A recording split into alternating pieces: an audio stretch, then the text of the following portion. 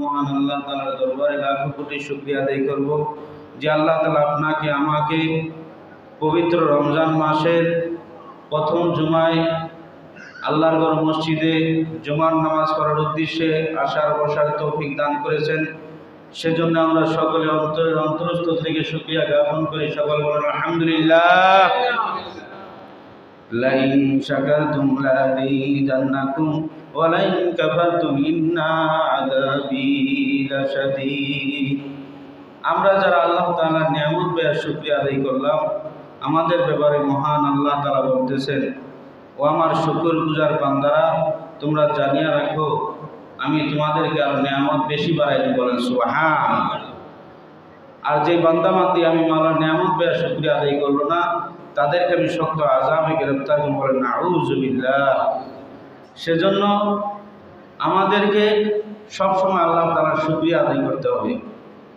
আল্লাহ তাআলা আপনাকে আমাকে রমজানের মতো দৌলত দান করেছেন, রমজানের মতো দামি একটা মাস দান করেছেন।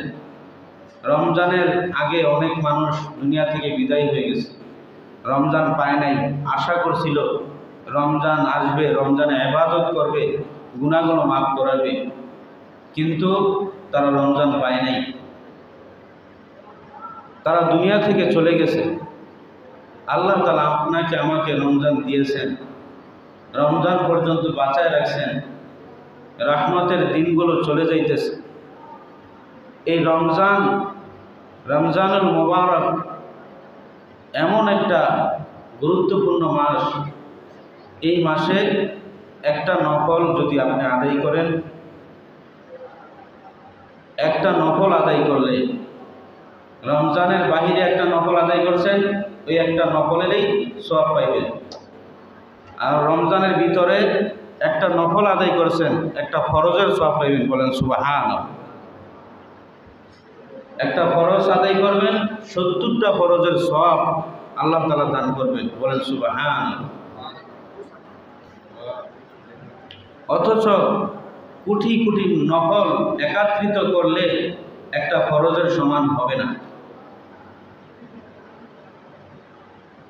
আল্লাহ তাআলা এই রমজানের খাতিরে রমজানকে দামি মাস কেন বানাইছেন?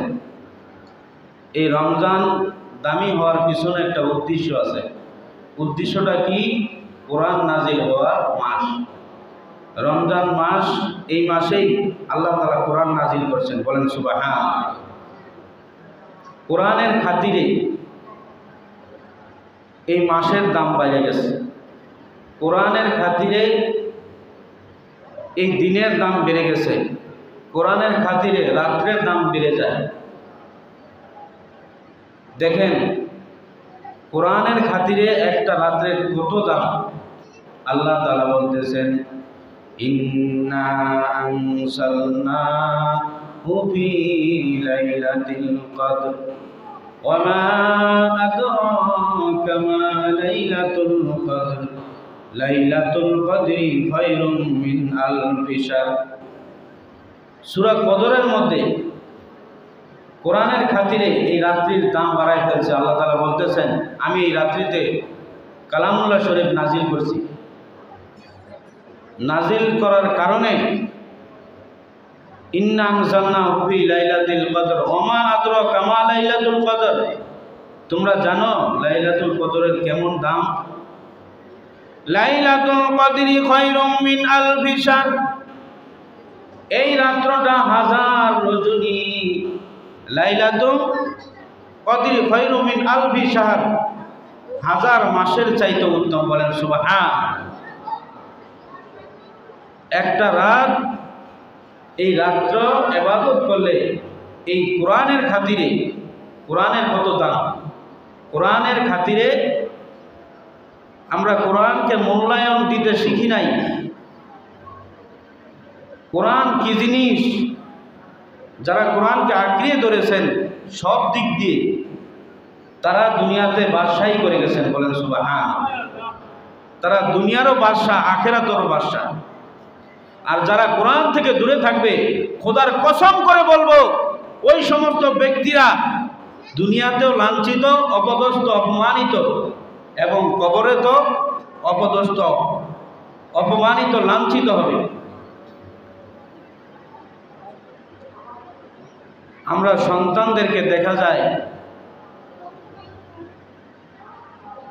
দুনিয়ার শিক্ষায় শিক্ষিত করার জন্য, জেনারেল শিক্ষায় শিক্ষিত করার জন্য হাজার হাজার টাকা খরচ করি, আর কোরআন শেখানোর পিছনে একটা প্রবাদ বাক্য বলে ফেলে মানুষেরা, কোরআন তো শিখবে ফ্রি, কোরআনে শিখতে কোনো টাকা পয়সা লাগে না, অর্থাৎ তার কাছে কোরআনের মূল্য নেই। সেজন্য সে এটা বুঝাইতেছে জাগতিক শিক্ষার জন্য হাজার হাজার লাখ লাখ টাকা আমি খরচ করলাম, দুনিয়া কামাইবে। আর কোরআন তো নগদ না, নগদ যা পাও হাত পেতে নাও, বাকির খাতা শূন্য থাক। বলেন নাউজুবিল্লাহ। কোরআন শিক্ষার ক্ষেত্রে নিজের সন্তানের পিছনে টাকা পয়সা খরচ করতে চায় না। আজকে যেই মা বাবা সন্তানের পিছনে কোরআন শিক্ষার জন্য টাকা পয়সা খরচ করতেছে, ওই মা বাবা দুনিয়া তো সফল, আখেরাত তো সফল। কথা বলেন ঠিক না ঠিক? একটা কোরআনওয়ালাকে যেই কোনো শ্রেণীর মানুষ রাস্তায় দেখুক সালাম দেবে, আর যার মধ্যে কোরআন নেই, কোরআনের আমল নেই, অপরিচিত মানুষ সালাম দিতে লজ্জা পাইবে। কথা ঠিক না ঠিক? কেন? সে জানে না মুসলমান নাকি বিধর্মী, অর্থাৎ কোরআন তার মধ্যে নাই, কোরআনের আমল নাই, সেজন্য তার দামও নাই। দুনিয়াতে এটার ফল পাওয়া যায়। যার মধ্যে কোরআনের আমল নাই, যার মধ্যে কোরআন নেই, তাকে সম্মান করে না মানুষে, তাকে সালাম দেয় না। যেই অপরিচিত ব্যক্তিকে মানুষ সালাম দেয়, সম্মান করে, ওটাই হইল আসল সম্মান। একজন আরেকজনকে চিন্না যদি সম্মান করে, পরিচয় পাওয়ার পরে সম্মান করে, ওই সম্মান আর না চিনার পরে সম্মান করে, দুই ধরনের সম্মানের মধ্যে পার্থক্য আছে। কথা ঠিক না ঠিক? অতএব কোরআনের কত দাম। সেগুন কাঠ দিয়ে আপনি একটা খাট বানাইছেন, এই খাটে শুইতেছেন, পাও লাগতেছে, লাথি লাগতেছে, এই খাটকে কেউ সালাম করে না। 1 লাখ টাকা দিয়ে বানাইলেও এই খাটকে সালাম করে না। অথচ কড়ই কাঠ দিয়া 50 টাকার একটা রেহাল বানাইছে, এই রেহালের মধ্যে কোরআন থাকে। কোরআনে পা লাগার সাথে সাথে, নাউজুবিল্লাহ, ওই রেহালে পা লাগার সাথে সাথে রেহালটাকে বুকে নেয়, চুমা দেয়, আল্লাহ তাআলার কাছে মাপ চাইতে থাকে। কথা ঠিক না বেঠিক? 1 লক্ষ টাকার ফার্নিচারকে সম্মান করলো না, আর মাত্র 20 টাকার 50 টাকার রেহালকে সম্মান করলো, বুকে লাগাইল, চুমা দিল। এর পিছনে কারণ কি? এর পিছনে একটা কারণ, ওটা হলো কোরআন। এই কোরআন যার সিনাই থাকবে, ওই কোরআনওয়ালা লোকের দাম বেড়ে যাবে। দেখেন, টরে কাপড় দিয়া জামা বানায় মানুষে, পাঞ্জাবি বানায়, ওই জামা বা পাঞ্জাবি পায়ে লাগলে সালাম করে না। কেউ সালাম করে না। অথচ একেবারে কম দামি কাপড় দিয়ে যদি কোরআনের রেহাল, কোরআনের গিলাফ বানানো হয়, ওই গিলাফ যদি পায়ে লাগে, নিচে পড়ে থাকে, চুমা দিয়ে বুকে লাগায়া তারপর সম্মানের সহিত উঁচা স্থানে রেখে দেয়। কথা ঠিক না বেঠিক? এগুলোর সম্মানের পিছনে কারণ কি? একমাত্র কোরআন। এই রমজানুল মুবারক, রহমতের মাস, রহমতের 10 দিন চলে যাইতেছে। দিবা রজনী 24 ঘন্টা আল্লাহ তাআলা রহমত নাজিল করতে থাকে বান্দা বান্দির উপর, পৃথিবীর উপর। বলেন সুবহান। একমাত্র কার কারণে? কোরআনের খাতিরে। কোরআনের খাতিরে রমজান মাসে সমস্ত জিন শয়তান, যত শয়তান আছে, সব শয়তানকে আল্লাহ তাআলা শিকল দিয়ে বেঁধে রাখে, তাদেরকে আটকায় রাখে। এই রমজানের খাতিরে না, একমাত্র কোরআনের খাতিরে। রমজানের দাম বাড়ছে কেন? কোরআনের জন্য। মুখ খুলবেন ইনশাল্লাহ। আপনারা বুঝেন না কথা? রমজানের দাম বাড়ছে কেন? কোরআনের জন্য। রমজান মাস দামি হয়েছে কোরআনের জন্য, দিন দামি হয়েছে কোরআনের জন্য, মানুষ দামি হয়েছে কোরআনের জন্য, একটা টুকরা কাঠের টুকরা দামি হয়েছে কোরআনের জন্য, এক টুকরা কাপড় ওইটাও দামি হয়েছে কোরআনের জন্য। সব কিছু দামি হইল, দিন দামি হইল, মাস দামি হইল, মানুষ দামি হইল, কাঠের টুকরা দামি হইল, রাত্রটা দামি হইল। কিসের কারণে? কোরআনের খাতিরে।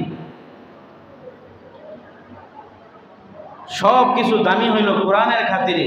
এই কোরআনকে যদি আপনার আমার জীবন ব্যবস্থা করে ফেলি, তাহলে আপনি আমিও দামি হয়ে যাব। এই রাষ্ট্র দামি হয়ে যাবে, এই সমাজ দামি হয়ে যাবে। যদি তাম পৃথিবীর মধ্যে কোরআনের আইন চালু হয়ে যায়, তাম পৃথিবীটাই আল্লাহ তাআলার দরবারে পৃথিবীর মানুষগুলো দামি হয়ে যাবে। বলেন সুবহানাল্লাহ। আল্লাহ তাআলার বান্দারা,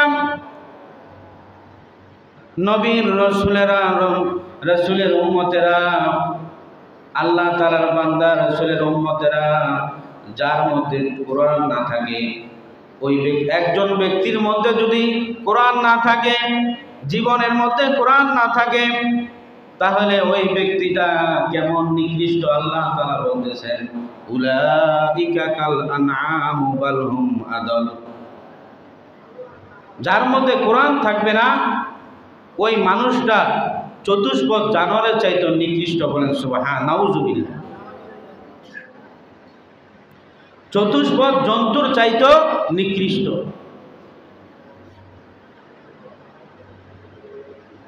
রমজান মাস আসছে, রমজান দামি হয়েছে একমাত্র কোরআনের খাতিরে।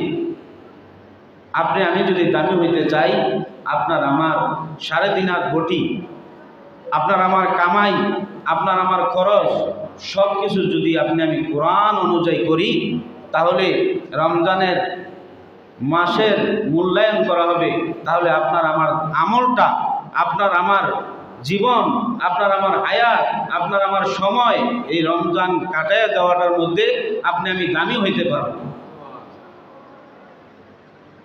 আর যদি আপনার আমার 3.5 হাত বটি, 3.5 হাত দেহটা, অর্থাৎ আপনার আমার চক্ষু কোরআন অনুযায়ী না চালাই, রমজান পাইলাম কোরআন অনুযায়ী আপনার আমার চক্ষু না চালাইলাম, কোরআন অনুযায়ী আপনার আমার কানকে ব্যবহার যদি না করি, কোরআন অনুযায়ী আপনার আমার জিহ্বাকে যদি ব্যবহার না করি, আপনার আমার হাতকে যদি ব্যবহার না করি, এই শরীরটাকে কোরআন অনুযায়ী যদি ব্যবহার না করি, তাহলে আপনার আমার এই রমজান পাওয়া, রোজা রাখা, যত ইবাদত আছে সব বিফলে যাবে। বলেন নাউজুবিল্লাহ। সেজন্য রমজানের পবিত্রতা রক্ষা করতে হলে শুধু রোজা রাখলেই হবে না, চক্ষুকে কোরআন অনুযায়ী চালাইতে হবে। লবে বন্ধ, গোশে বন্ধ, চশমে বান, और नबीनी नूरे हक पर खंदेवान। আল্লাহ তাআলার বান্দারা, নবীর উম্মতেরা, যারা রুহানি ডাক্তার ছিলেন, রুহানি চিকিৎসক ছিলেন, তারা কসম করে বলছে, ও দুনিয়ার মানুষেরা, আমরা কসম করে বলে যাইতেছি, তোমার চক্ষুকে কোরআন অনুযায়ী চালাও, তোমার কানকে কোরআন অনুযায়ী চালাও, তোমার জবানকে কোরআন অনুযায়ী চালাও, তাহলে আল্লাহ তাআলার নূর দেখতে পাইবা। বলেন সুবহান। তুমি বসে বসে চক্ষু বন্ধ করে রওজার দিকে খেয়াল করে যখন দুরূদ পড়তে থাকবা, তখন তুমি রাসূলে পাক সাল্লাল্লাহু আলাইহি সাল্লামকে দেখতে পাইবা। বলেন সুবহানাল্লাহ। আল্লাহর হাবিবকে যদি কেউ দেখতে পায়, স্বপ্নে যোগে হোক, মুরাকাবায় হোক, যেই কোনো প্রকারে ঈমান অবস্থায় যদি নবীজিকে দেখে, তাহলে ওই ব্যক্তির জন্য জান্নাত ওয়াজিব। বলেন সুবহান।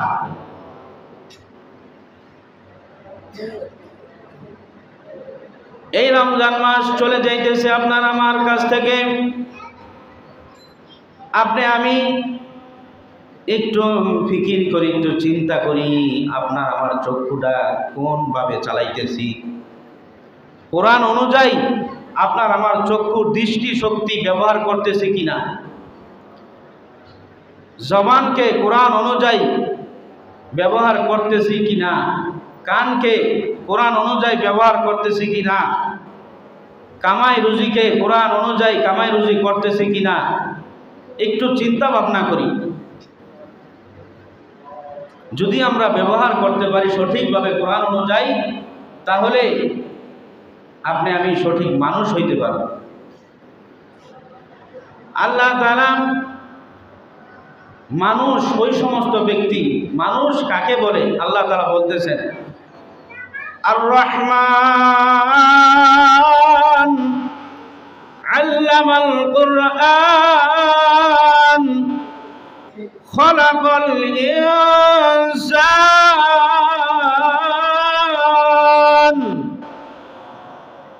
আল্লামাহুল বায়ান। আল্লাহু আকবার। আল্লাহ তাআলা বান্দা বান্দীদেরকে লক্ষ্য করে বলতেছেন, ও আমার বান্দা বান্দীরা, তোমরা জানিয়া রাখো আমি রহমান, খলাকাল ইনসান। তারপরে বলতেছেন আর রহমান আল্লামাল কুরআন। রহমান বলার পর কোরআনের কথা বলেছেন। কেন বলেছেন? আমরা শুধু আর রহমান তেলাওয়াত করতেছি আর শুনতেছি আর যেমনে তেমনে জীবন চালাইতেছি, একদিনও চিন্তা করতেছি না কেন আগে কোরআন আনা হইল,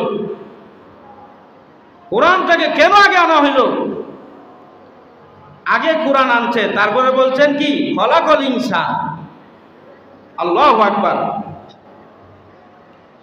যার মধ্যে কোরআন থাকবে, যার হায়াতের মধ্যে, যার ঘরের মধ্যে কোরআন, যার চলার মধ্যে কোরআন, যার কামাইয়ের মধ্যে কোরআন, যার চাহনির মধ্যে কোরআন, যার জবানে কোরআন, যার হাতে কোরআন, অর্থাৎ পাকঘর থেকে পার্লামেন্ট পর্যন্ত কোরআনের পিছনে মেহনত করলাম, ওই ব্যক্তিটাই হইল মানুষ। বলেন সুবহানাল্লাহ। তাকেই আমি মানুষ বলে ঘোষণা করলাম, তাকে আমি মানুষ বানাইছি, সেই মানুষ।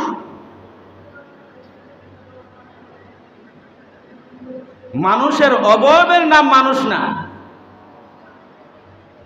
চোখ থাকলো, মাথা থাকলো, হাত থাকলো, পাও থাকলো, মানুষের একটা বডি থাকলো, এটার নাম মানুষ নয়।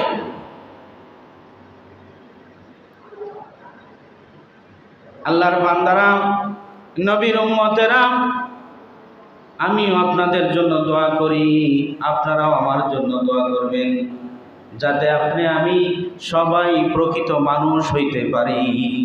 আল্লাহ তাআলা আপনাকে আমাকে সকলকে প্রকৃত মানুষ হিসাবে কবুল করুক। সকল বলেন আমিন। মানুষ কখন হব? আল্লাহু আকবার। বাজান, মানুষ হওয়া কঠিন, আলেম হওয়া সহজ,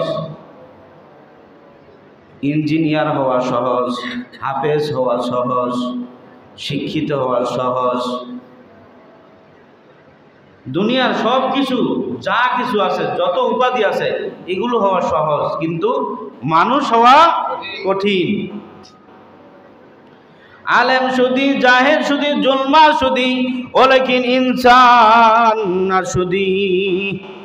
বাজান, হাজি সাহেব হওয়া সহজ, কিছু টাকা হইলে হজ করলেই হাজি সাহেব হওয়া যায়, মাদ্রাসায় পড়ালেখা করলে আলেম হওয়া যায়, মাদ্রাসায় পড়ে রাত জেগে জেগে কোরআন হেফজ করলে হাফেজ হওয়া যায়, ইঞ্জিনিয়ারিং বিষয় পড়লে ইঞ্জিনিয়ার হওয়া যায়, ডাক্তারি বিষয় পড়লে ডাক্তার হওয়া যায়। কিন্তু বাজান, মানুষ হওয়া বড় কঠিন। মানুষ কাকে বলে? এই বাহ্যিক অবয়বের নাম মানুষ না। মানুষত্বটা কোথায় আছে? ভিতরে। আলা ওহিয়াল কলব। রাসূল পাক সাল্লাল্লাহু আলাইহি ওয়াসাল্লাম বলতেছেন, তোমাদের মধ্যে এমন একটা গোশতের টুকরা আছে, এই গোশতের টুকরা যদি সুস্থ হয় তাহলে তুমি একজন সুস্থ, আর যদি তোমার ওই গোশতের টুকরাটা বেরাইমা হয় তাহলে তুমি একদম অসুস্থ। এই সমস্ত অসুস্থ ব্যক্তির জন্য আল্লাহ তাআলা জান্নাত হারাম করে দিয়েছে।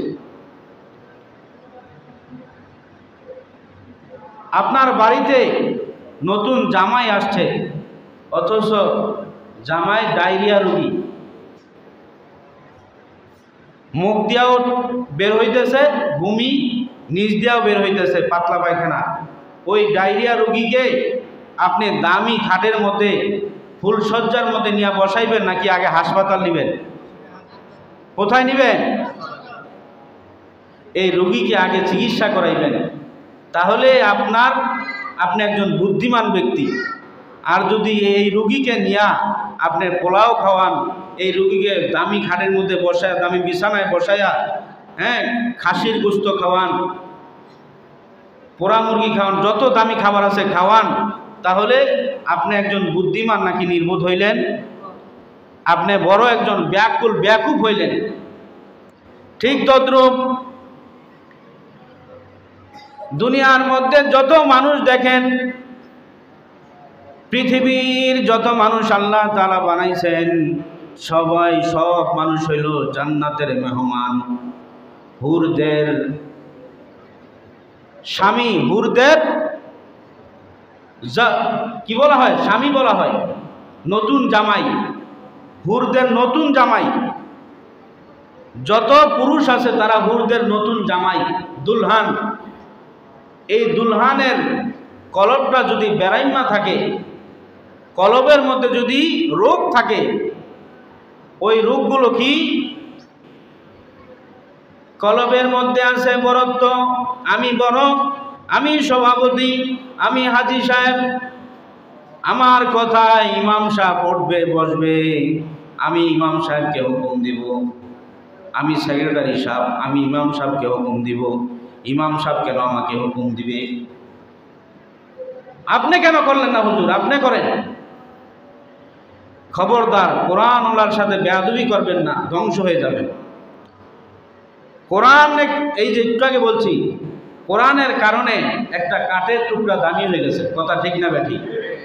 কোরআনের কারণে এক টুকরা কাপড় দামি হয়ে গেছে, কোরআনের কারণে রাত্র দামি, কোরআনের কারণে দিন দামি, কোরআনের কারণে মাস দামি, কোরআনের কারণে একজন মানুষ দামি হয়ে যায়। বলেন সুবহানাল্লাহ।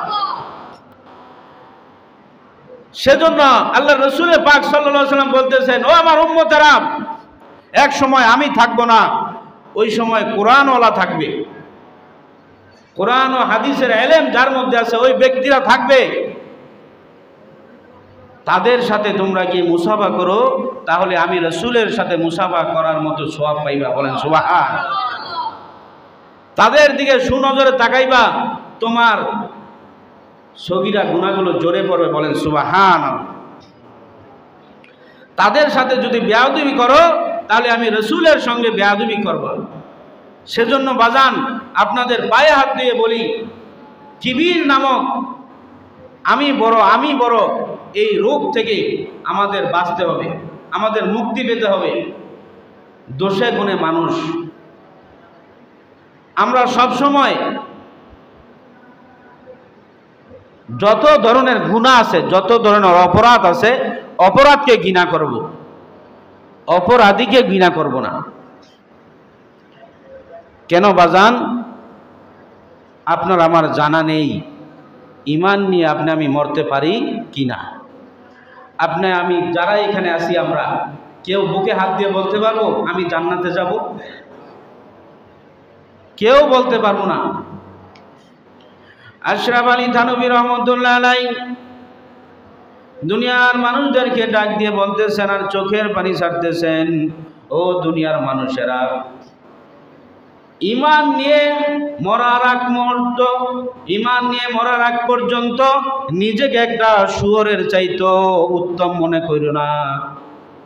কত বড় সাংঘাতিক কথা! আপনারা হইলে তো ডাসা লইয়া দৌড়ান দিতেন। হ্যাঁ, আমগাল্লায় মানুষ বানাইছে আশরাফুল মাখলুকাত, শুয়োরের যেন খারাপ মনে করুন নিজের নিজে ধর এই মোলারে। কেন বলছে বাজান? এটার পিছনে রহস্য আছে। রহস্যটা কি? রহস্যটা হইল আপনি সুরতান যদিও মানুষ, আপনার ভিতরে অহংকার থাকার কারণে আপনি শুয়োরের চাইতে নিকৃষ্ট হয়ে গেলেন। আপনি সুরতান মানুষ, আপনার মধ্যে দুনিয়ার, আমার মধ্যেও যদি দুনিয়ার লোভ থাকে তাহলে আমি শুয়োরের চাইতে নিকৃষ্ট হয়ে গেলাম। আমার মধ্যে যদি মানুষের গীবত বলা থাকে তাহলে আমিও আপনিও জানোয়ারের চাইতে নিকৃষ্ট হয়ে গেলাম। কেউ বেজার হইবেন না, কোরআন হাদিস দিয়ে আমি কথাগুলো শোনাবো, কোরআন হাদিসের বাহিরে কোনো কথা বলবো না। বাহ্যিক সুরতের নাম কিন্তু মানুষ না। এই যে আল্লাহ রসুল সাল্লাল্লাহু আলাইহি ওয়াসাল্লাম বলতেছেন, কুল্লু বনি ইবনে আদম, প্রত্যেকটা বনি আদমের মধ্যে একটা গোশতের টুকরা আছে, মুদগাতান। ওই গোশতের টুকরার নাম কি? আলা ওহিয়াল কলব, ওটার নাম হইল কলব।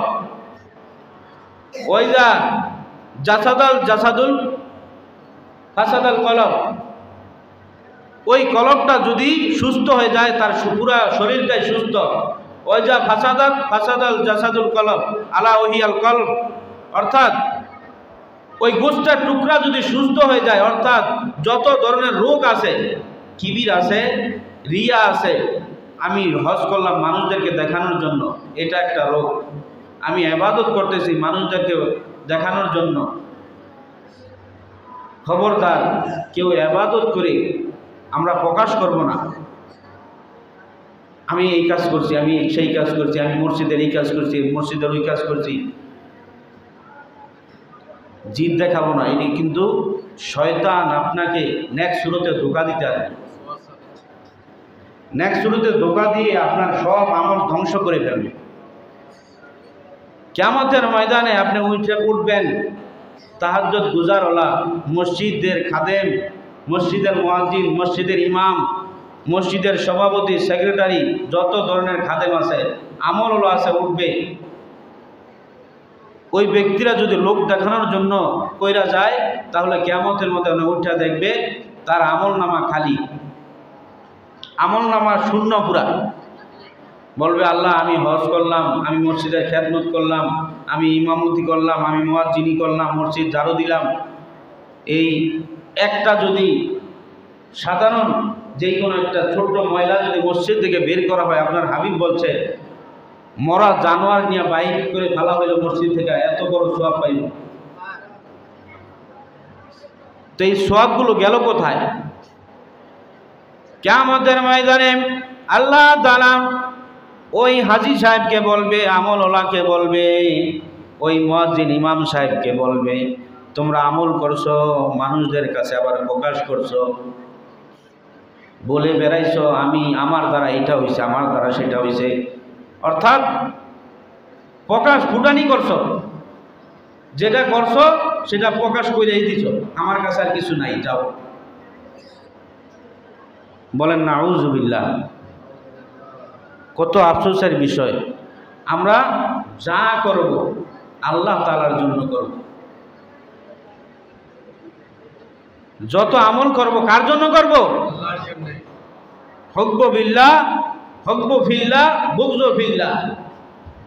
একজনকে ভালোবাসবো সেটাও আল্লাহর জন্য ভালোবাসবো। একজনের সাথে শত্রুতামি করব, সেটাও আল্লাহর জন্য করবে। সাহাবাই কেরামের ঘটনা দেখেন, কোরআনকে কেমনভাবে মানছে সাহাবাই কেরাম। হজরতে আলী রাদিয়াল্লাহু তাআলা আনহু এক কাফেরকে যুদ্ধের ময়দানে শোয়ায় ফেলছে, এখন জবাই করে ফেলবে, কাফেরকে জবাই করবে। এই মুহূর্তে ওই কাফের কি করছে, হযরত আলীর মুখের মধ্যে থুতু মারছে। থুতু মারার সঙ্গে সঙ্গে হযরত আলী তাকে ছেড়ে দাঁড়ায় গেছে। তখন ওই কাফের বলতেছে, হুজুর, আমি তো সুযোগ পাইলে আপনার কল্লা উড়াই ফেলতাম, আপনি আমারে শোয়াইলেন, শোয়াইয়া আমার গলার মধ্যে ছুরি বসাইলেন, বসানোর পর আবার আপনি আমি থুতু মারার সঙ্গে সঙ্গে দাঁড়ায় গেলেন, এই কারণটা তো বুঝলাম না। হযরত আলী ডাক দিয়ে বলতেছেন, আমি তখন তোমাকে শোয়াইছি, তোমার গলার মধ্যে ছুরি চালাবো সম্পূর্ণ আমার নিয়ত ছিল আল্লাহর জন্য। যখন তুমি আমাকে থুতু মারলা তখন আমার রাগ চলে আসছে। ওই সময় যদি তোমাকে জবাই দিতাম তাহলে আমার রাগের কারণে হইতো, আল্লাহর জন্য হইতো না। রাগের কারণে তোমাকে জবাই দিলে আল্লাহ তাআলা আমাকে কিয়ামতের ময়দানে ধরবে। বলেন না সুবহানাল্লাহ। জান্নাতটা কি এত সহজ? আমরা হইলে কি করতাম? তুই থুতু দিলি, আমায় শোয়াইছি, আবার ছুরি চালাম, তুই আমার মুখে থুতু দিলি। যেই পোস্টটা একটু আস্তে দিতাম, পোস্টটা আরো টাপাই দিতাম। শুধু গলা দিয়া পোষাইতাম না, যত জায়গা আছে পোষায় টুকরা টুকরা করে ফেলতাম জিভ দিয়ে। কথা ঠিক না বেঠিক? আমরা তো এক ভাইকে আরেক ভাই একটু গালি দিলে, একটু ভাইয়ের প্রতি রাগ থাকলে, সুযোগ পাইলে ওই সেকাম, একটু সুযোগ যদি পায় তাইলে ওরা ডাবায় ধরে। এটার নাম মুসলমানি না, এটা কোরআন ওলার ব্যবহার নয়। কোরআন ওয়ালা সবসময় আল্লাহর জন্য ভালোবাসবে, আল্লাহর জন্য শত্রুতামানি করবে। কথা ঠিক না বেঠিক? সেজন্য কোরআনের মাস চলতেছে, রহমতের দিনগুলো চলে যাইতেছে, আপনাকে আমাকে মানুষ হইতে হবে। বাহ্যিক শরীরের নাম জুব্বা পরলাম, পাগড়ি লাগাইলাম, টুপি পরলাম, অন্তরটা খারাপ, এটার নাম মানুষ না। অন্তরটাকে পরিষ্কার করতে হবে, রোগমুক্ত করতে হবে। এই মাসটাই হইল রোগমুক্তর মাস। রোগমুক্ত হয়েছে আপনি কেমনে বুঝবেন? আপনার কাজগুলো হইতে হবে সব আল্লাহর জন্য। তাই মনে করবেন আপনি রোগমুক্ত হয়ে গেছেন। আপনি কাউকে ভালোবাসলেন, আল্লাহর জন্য ভালোবাসলেন, তাইলে আপনি মনে করবেন আপনার মধ্যে রোগ নাই। আপনি নামাজ পড়লেন, আল্লাহর জন্য পড়লেন, আপনি দান করলেন, যাকাত দিলেন, আল্লাহর জন্য দিলেন, তাইলেই মনে করবেন আপনার মধ্যে রোগ নেই, আপনি একজন সুস্থ মানুষ, আপনি প্রকৃত মানুষ। যদি আপনার দান সৎকাটা হয়ে যায় রোগ দেখানো, আপনার ইফতার খাওয়ানোটা যদি হয়ে যায় রোগ দেখানো, আপনার হজ করাটা যদি হয়ে যায় লোক দেখানো, যত নেকের কাজ আছে সমস্ত কাজ যদি হয়ে যায় লোক দেখানো, তাহলে আপনি প্রকৃত মানুষ হইতে পারলেন না। আপনি আমি আল্লাহ তাআলার দরবারে নিকৃষ্ট, জানোয়ারের চাইতে নিকৃষ্ট। কিভাবে জানোয়ারের চাইতে নিকৃষ্ট হইলাম বাজান? একটা জানোয়ার শুয়োর পর্যন্ত, কত কথা বলবো, সময়ও নেই। শুয়োরের জন্য কিন্তু জাহান্নাম বানায় নাই। কুকুরের জন্য জাহান্নাম বানাইছে? জাহান্নাম কার জন্য বানাইছে? জিন আর ইনসানের জন্য। জিন ইনসানের জন্য জাহান্নাম বানাইছে। আপনি আমি যদি কলবটা বেরাইমা হয়, কলবের মধ্যে রোগ থাকে, আপনি আমি জাহান্নামে গেলাম, তাহলে আপনার আমার যে যন্ত্রণাদায়ক আযাব হবে, এই আযাবটা তো আর শুয়োরের হয় না, হয় না? হইলে তো যদি ওই আযাব ওর হইল না, ওই ভালো হইলো নাকি আমি ভালো? আমি আযাব ভোগ করলাম, আমিই ভালো। কে ভালো বলেন তো? আপনারাই বলেন, মুখ খুইলা বলেন। ওই জানোয়ারটা ভালো কেন? তার জন্য জাহান্নাম নাই। আর আপনি আমি মানুষ না হওয়ার কারণে জানোয়ারের চাইতে নিকৃষ্ট কেন? আপনার আমার জন্য আযাব, আপনার আমার জন্য জাহান্নাম।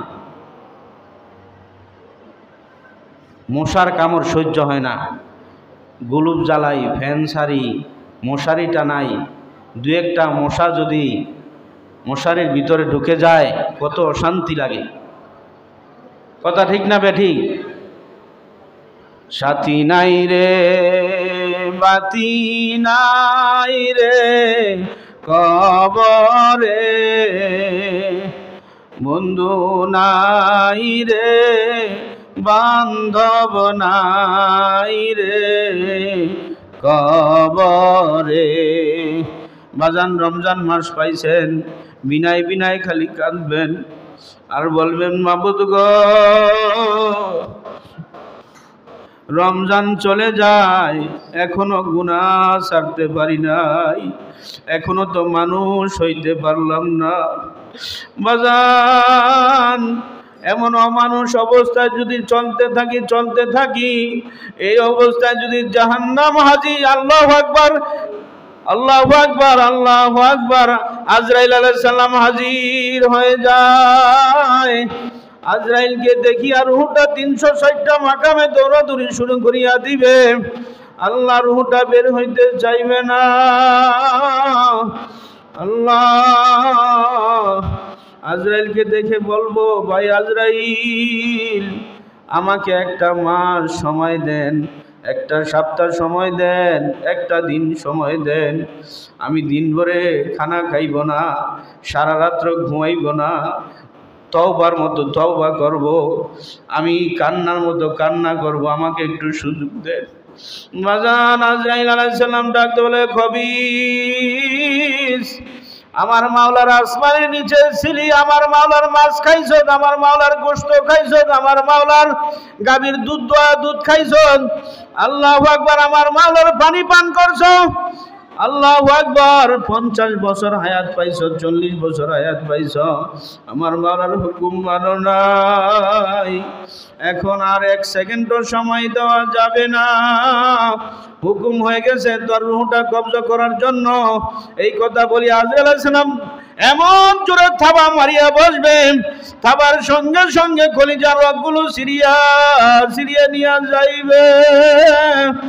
আল্লাহু আকবার। বাজার, এই বেরাইমা কলব অবস্থায় যদি আপনি মরিয়া যায়, কি অবস্থা একটু খেয়াল করেন। আহারে, আল্লাহু আকবার, হালাল হারাম না মানিয়া কামাই কইরা যে বিল্ডিং তুলছিলাম, হালাল হারাম না মানিয়া সন্তানকে খাওয়াইছি, স্ত্রীকে খাওয়াইছি। আল্লাহু আকবার, স্ত্রী ডাকতে বলবে, আমার সন্তানেরা, আল্লাহ আমার কাছ থেকে যাইও না, তোমার বাবার মরা লাশ আমি একা পাহারা দিতে পারবো না। কথা ঠিক না বেঠিক? ওই সন্তান ডাক দিয়া বলবে, কত কষ্ট করে কামাই করে খাওয়াইছিলেন, হালাল হারাম মানেন নাই, মিথ্যা কথা বলছিলেন, ব্যবসা বাণিজ্য করছিলেন, আমার আল্লাহর হুকুম মানেন নাই, কোরআনের হুকুম মানেন নাই। সন্তান ডাক দিয়া বলবে, মা গো, এই রাত্রিতে বাবার লাশ আমি একা পাহারা দিতে পারবো না, মা গো। আল্লাহু আকবার। তোমাকে তোমার সন্তানও ভয় পাইবে, তোমাকে তোমার স্ত্রীও ভয় পাবে। আল্লাহু আকবার। কাদের জন্য তুমি কামাই করতেছো হারাম ভাবে বাজান? আল্লাহু আকবার।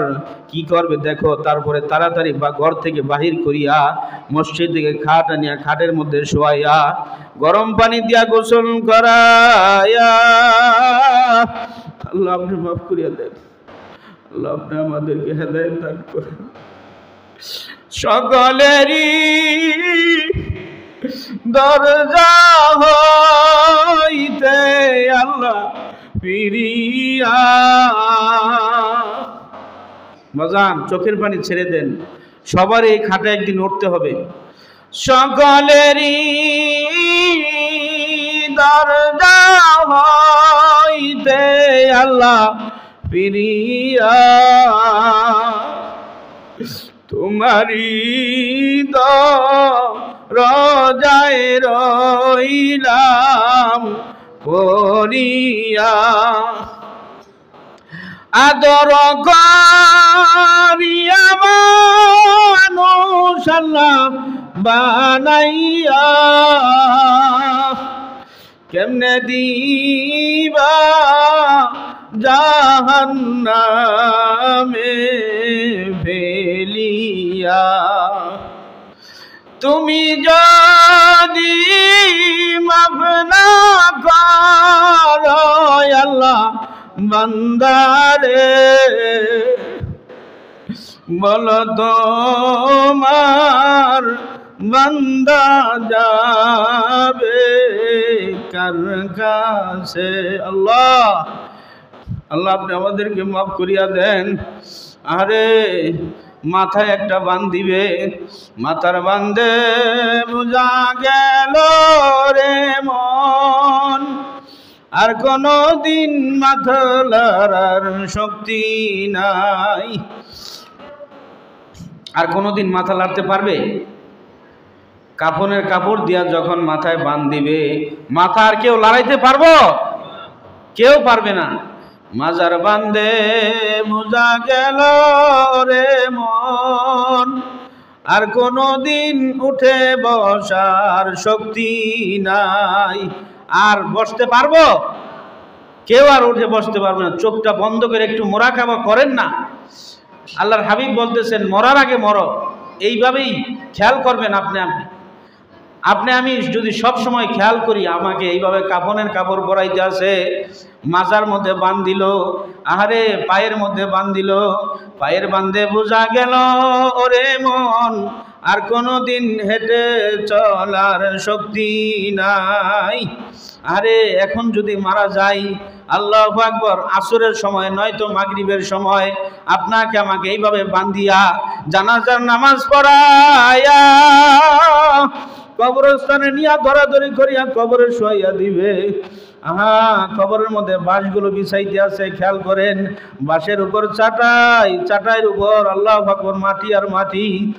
এখন তাকাইয়া দেখেন কবরটা কেমন ঘুটঘুটে অন্ধকার। আল্লাহু আকবার, ডাইনে মাটি, বামে মাটি, নিচে মাটির বিছানা, উপরেতে চাপা মাটি। আল্লাহ, নাফরমান ভাইয়া যাইতে পারবি না। ও আমার বাবারা, আমার ভাইরা, ও আল্লাহর বান্দারা, যারা কোরআন বিশ্বাস করো, যারা হাদিস বিশ্বাস করো, এই কবরে কিন্তু যাইতে হবে। কেউ এই কবর থেকে রেহাই পাবে না। কথা ঠিক না ঠিক?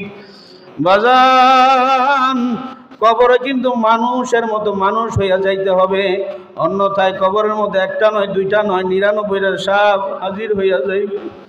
আরে মশার কামড় সহ্য হয় না, কেমন বিষাক্ত সাপ, আল্লাহ আমাদের মাফ করিয়া দেন। কেমন বিষাক্ত সাপ! আল্লাহ, আমার রাসূল ডাক দিয়া বলতেছেন, রাসূলের কথা সত্য না মিথ্যা? সবাই মুখ খুইলা বলেন, রাসূলের কথা সত্য না মিথ্যা? যদি সত্যই হইয়া যায় বাজান, আমার রাসূল বলতেছেন কবরের মধ্যে একটা নয়, দুইটা নয়, 99টা সাপে পেঁচায় পেঁচায় কামড়াবে। এই সাপে এমন বিষাক্ত, দুনিয়ার মধ্যে যদি একটু শ্বাস ছাড়ে, একটু নিঃশ্বাস ছাড়ে, ছাড়ার সঙ্গে সঙ্গে মানুষ তো ধ্বংস হবেই। গাছ গাছালি যত তৃণলতা আছে সব, পুরা জমিন ধ্বংস হয়ে যাবে। এই জমিন থেকে আর একটা গাছ উঠবে না। বলেন না নাউজুবিল্লাহ। এমন সাপে পেঁচায় পেঁচায় কামড়াইতে থাকবে। একদিন নয়, 2 দিন নয়, 1 মাস নয়, 2 মাস নয়, যে পৃথিবীর মধ্যে যত মানুষ আছে লাস্টে মারা যাবে। একজন আছে শুধু পৃথিবীর, আর মানুষ নাই। একজন আছে, সে মারা যাবে, সেও কবরে 50,000 বছর থাকবে। কয় বছর? যে একজন লাস্টে আছে। আর আমরা, আপনার আমার তো কোনো হিসাবই নাই, বেহিসাব এমন আযাবই হইতে থাকে। সেজন্য পায়ে হাত দিয়ে বলছি, আপনি আমি ও যারা মুসলমান দাবি করো, শোনেন, এই এখন কোনো দিক খেয়াল করবেন না, বসেন, এই বসেন, এই যে শুনেন, এখন আর কোনো দিক খেয়াল করবেন না, আমার কথাটা শুনেন, পায়ে হাত ধরে বলছি, কোনো খেয়াল করেন না, আমার কথাটা শুনেন। যারা মনে করে না মুসলমান, আমি মুসলমান হয়ে কবরে যাইতে চান, তাহলে আপনার কোরআন অনুযায়ী সব হুকুম মানতে হবে। যদি মুসলমান বলেন, আপনার রাজনীতি করবেন, মুসলমান যেই রাজনীতি করে ওই রাজনীতি আপনার করতে হবে। আপনি কামাই করবেন, মুসলমান, কোরআন অনুযায়ী কামাই করতে হবে, খরচ করবেন, কোরআন অনুযায়ী খরচ করতে হবে, কোরআন অনুযায়ী আপনার জীবন চালাইতে হবে, যদি আপনি মুসলমান হয়ে কবরে যাইতে চান। আর যদি কন না আমি মুসলমান হওয়ার দরকার নেই, শুধু নামাজ পড়ার নাম কিন্তু মুসলমানই না বাজান, রোজা করার নাম কি না মুসলমানই নয়। মুসলমানই বলা হয় যখন আপনি আমি কালিমা পড়ছি লা ইলাহা ইল্লাল্লাহু মুহাম্মাদুর রাসূলুল্লাহ সাল্লাল্লাহু আলাইহি ওয়াসাল্লাম। এ মুসলমানেরা শুনেন, মুসলমান তো দাবি করেন, আবার মানবতন্ত্র মন্ত্রের রাজনীতি করেন। যারা মুসলমান তারা শুনেন, রাসূল পাক সাল্লাল্লাহু আলাইহি ওয়াসাল্লাম বলতেছেন, যখন আপনি কালিমার রশি লাগাইছেন তখন সব যা আছে দুনিয়ার যত ধরনের কাজ আছে, রাজনীতিও তো একটা কাজ, কথা বলেন, রাজনীতি একটা কাম না? রাজনীতি এটা হলো বড় কাজ, এটা হলো রাজার নীতি। সবচেয়ে বড় হাঁস ওইটাকে কি বলা হয়? রাজহাঁস। নীতি একটা আছে, ওই নীতিটা সবচেয়ে বড় নীতি হইল আল্লাহর নীতি। কার নীতি? আল্লাহ এবং রসুলের, আল্লাহ রসুলের নীতি। ওই নীতিটা, ওই নীতি অনুযায়ী যদি আপনি আমি চলি, আপনি আমি ওই নীতিটাকে পৃথিবীর বুকে আল্লাহর জমিনে, এই জমিন কার? আল্লাহর জমিন, আল্লাহর হুকুমত কায়েম করার জন্য চেষ্টা করি, এই রাজনীতি করি, তাহলে আপনি আমি মুসলমান। শুধু নামাজ পড়লেন, ইফতারি দিলেন, রোজা করলেন, এটার নাম মুসলমান না। সর্বদিক দিয়ে আপনি আমার যদি আল্লাহ তাআলার হুকুম, নবীর রসুল পাক সাল্লাল্লাহু আলাইহি ওয়াসাল্লামের তরিকা অনুযায়ী চলি, তাহলে আপনি আমি মুসলমান হইয়া কবরে যাইতে পারবো। অন্যথায় বাজান মুসলমান হইয়া কবরে যাইতে পারবো না। সেজন্য আপনাদের হাতে পায়ে ধরে বলতেছি, আপনারা কেউ রাগ হইেন না আমার সাথে। আপনারা সবাই তো চান মুসলমান হয়ে কবরে যাইতে, চান না? কে কে মুসলমান হয়ে কবরে যাইতে চান? আল্লাহু আকবার বলেন। নারে তাকবীর, নারে তাকবীর। কুরআন হাদিসের আলো ঘরে গজ্জালো। মাশাআল্লাহ, হাত নামান। মুসলমান হইয়া মরতে আল্লাহও বলছে। কে বলছে? আল্লাহ তাআলাও বলছে, ওয়ালা তামুতুন্না ইল্লা ওয়া আনতুম মুসলিমুন। ও মানুষেরা, খবরদার মুসলমান না হইয়া কবরে যাইও না, মৃত্যুর বিছানায় পড়ো না। সময় অনুসার কেউ খাইতো না, এখন আর কোনো বেড়াইতে যাইব, মেহমানদারি আছে, কোনো কিছু নাই। সেজন্য আমাদেরকে পুরাপুরিভাবে মুসলমান হইয়া মরতে হইব। আল্লাহ তাআলা আমাদেরকে পুরাপুরি মুসলমান হওয়ার তৌফিক দান করুক। সকলে বলেন আমিন। ওয়া আখিরু আলহামদুলিল্লাহি রাব্বিল আলামিন। যারা